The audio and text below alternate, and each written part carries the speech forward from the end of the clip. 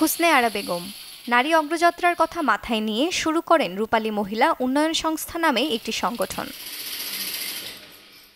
এক যুগেরও বেশি সময় ধরে নানা ঘাত প্রতিঘাত উপেক্ষা করে নারীদের স্বাবলম্বী করেছেন তিনি।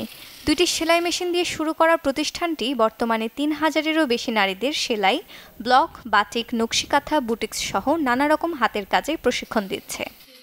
আমার হচ্ছে দুইটা দিক, একটা হচ্ছে নারী অর্থনৈতিক ক্ষমতায়ন, আরেকটা হচ্ছে যে সমাজে একেবারে লাঞ্ছিত নারীরা যারা স্বামী পরিত্যক্তা, যারা বাবার বাড়িতেও যাওয়ার সুযোগ নাই।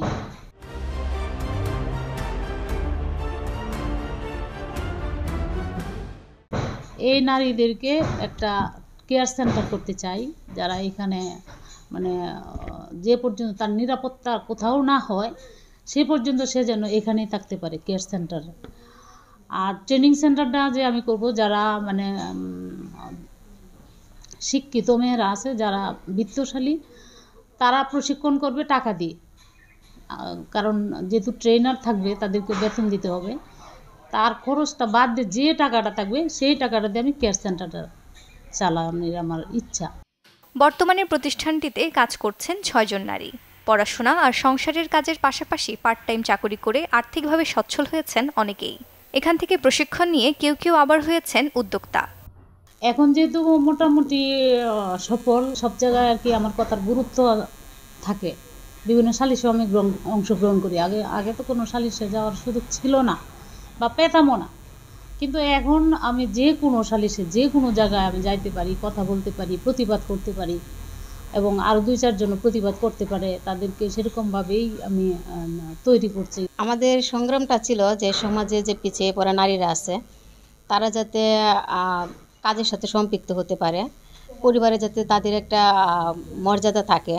যখন অর্থনৈতিকভাবে একটা নারী সফল হয় তখন পরিবারে তার একটা সম্মান থাকে, একটা মর্যাদা থাকে। বাসায় যে মেশিন চালাই, কাপড় সেলাই কাজ করি, তার জন্য আমরা এই টাকা দিয়ে আমরা উপার্জনে লাগাইতে পারি। আমরা নিজের পায়ে স্বাবলম্বী হয়েছি।